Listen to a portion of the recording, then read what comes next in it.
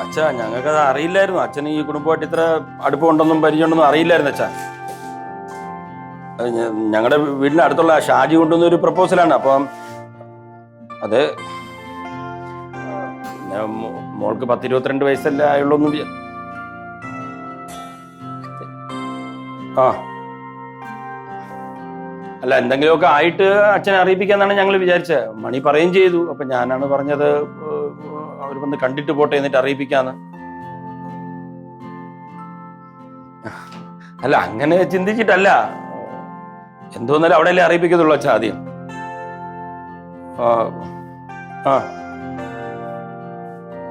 ബാംഗ്ലൂരോ?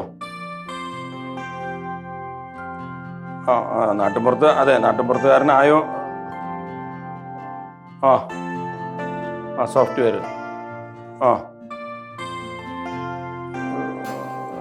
ഇപ്പോ മോൾക്കാണെങ്കിൽ ഇപ്പൊ ഉടനെ ഒന്നും വേണ്ട എന്നൊക്കെ പറഞ്ഞിട്ടാണ് അവള്. അങ്ങനെയല്ല.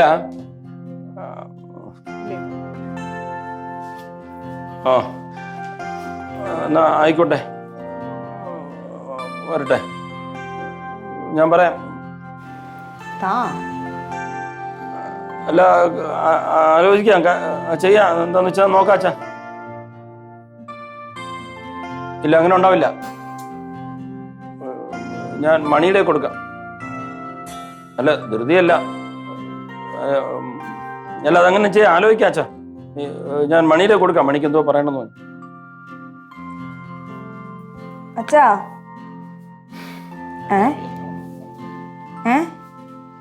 ആ രവിയേട്ടനോടോ? ഞാൻ ചോദിക്കാം. അച്ഛാ, കട്ട് ചെയ്തു. കാര്യം പറഞ്ഞതിന് മുന്നേ കട്ട് ചെയ്തു. എന്തോ പറഞ്ഞ രവിയേട്ടനോട് കാര്യം പറഞ്ഞില്ലേ? എന്നോട് പറഞ്ഞ രവിയേട്ടനോട് കുറെ കാര്യം പറഞ്ഞിട്ടുണ്ട്. ചോദിച്ചു മനസ്സിലാക്കിയിട്ട് പിന്നെ വിളിക്കാൻ പറഞ്ഞു. എല്ലാവർക്കും എന്നെ കുറ്റപ്പെടുത്തിയാൽ മതിയല്ലോ. എന്തോന്നാണ് കാര്യം? ഷാജി കൊണ്ടൊന്ന് ആലോചനയില്ലേ, മറ്റേ ജനാർദ്ദൻ എന്ന് പറഞ്ഞ പയ്യൻ.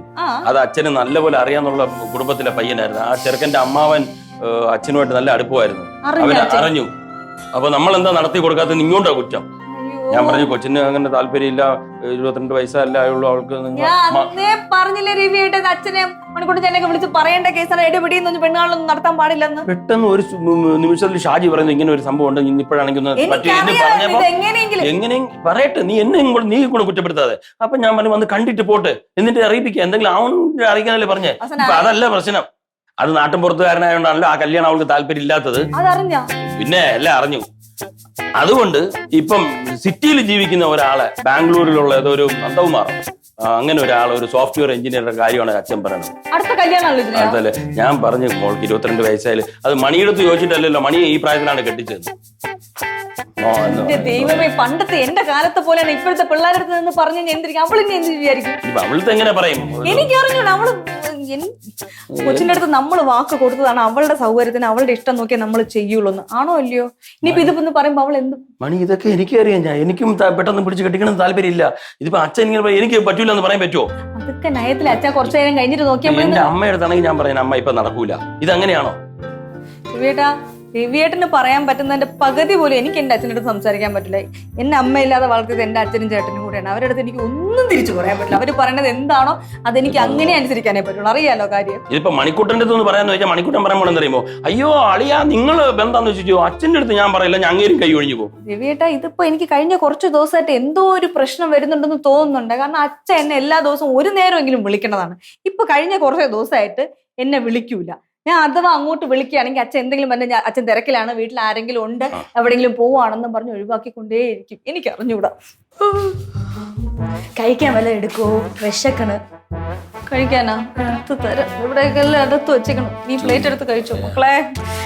ഉള്ള സമാധാനം പോയിടി. തോന്നി എന്തോ കിടന്ന് അലപ്പ്. അലാറം വെക്കേണ്ട ആവശ്യമില്ലല്ലോ. നിങ്ങൾ അലപ്പായിട്ട് എണീക്കല്ലേ രാവിലെ? ഇടി റിങ്കിക്ക് കല്യാണാലോചന വീണ്ടും. നിങ്ങൾക്ക് ഇത് തന്നെ പണി തൊഴിലാക്കി എടുത്ത. അപ്പൂപ്പൻ അപ്പൂപ്പൻ എന്തിനാ ഇതിലൊക്കെ ഇടപെട്ട്? അറിയാലോ അപ്പൂപ്പന്റെ സ്വഭാവം. ഇത് നമുക്ക് ഇനി ഒന്നും പറയാൻ പറ്റില്ല. അപ്പൂപ്പന് നല്ല ഇവരൊരു അകന്ന ബന്ധുവാണെന്നാ പറഞ്ഞേ. ഒരു കുടുംബത്തിലൊരു ബാംഗ്ലൂരുള്ള ഒരു എഞ്ചിനീയർ ചെറുക്കൻ ഉണ്ട് നടത്തണം. കഴിഞ്ഞ പ്രാവശ്യത്തെ ആ കല്യാണം മുടങ്ങിയത് എന്നെ കുറ്റം പറഞ്ഞ, ഞാൻ നടത്തിയില്ല. അതൊക്കെ അപ്പു അറിഞ്ഞ നിങ്ങൾ വിളിച്ച് നിങ്ങൾക്കത് വേറെ പണിയില്ലേ? ഞങ്ങളല്ല പറഞ്ഞത്. അപ്പൂപ്പന് അറിയാം ആ ചെറുക്കന്റെ ബന്ധുക്കളെയൊക്കെ. അപ്പൂപ്പന് നന്നായിട്ട് അറിയാവുന്ന ഫാമിലി. ആ ചെറുക്കന്റെ അമ്മാവനും അപ്പൂപ്പനും നല്ല കൂട്ടുകാരാണ്. നമ്മൾ ഒളിപ്പിച്ച് വെച്ചെന്നുള്ളതാണ് ഇപ്പൊ പ്രശ്നം. അപ്പൂപ്പന്റെ അടുത്തൊന്നും പറഞ്ഞത് വളരെ നന്നായി. റിങ്കി എടുത്തത് എങ്ങനെ പറയും? പറഞ്ഞാൽ മതി, ഞാൻ പറഞ്ഞില്ല. റിങ്കി സമ്മതിക്കൂല, എനിക്ക് നന്നായിട്ട് അറിയാം. ഞാൻ പറയാം. ഇപ്പൊ തൽക്കാലം അവള് അറിയേണ്ടത്. അവൾ അറിയാണ്ടിരുന്ന എങ്ങനെയാ? ഇപ്പൊ പറയണ്ട, ഒന്ന് പതുക്കെ അപ്പൂപ്പനുമായിട്ടൊക്കെ ഒന്നുകൂടി സംസാരിച്ചതിന് ശേഷം പറയാം.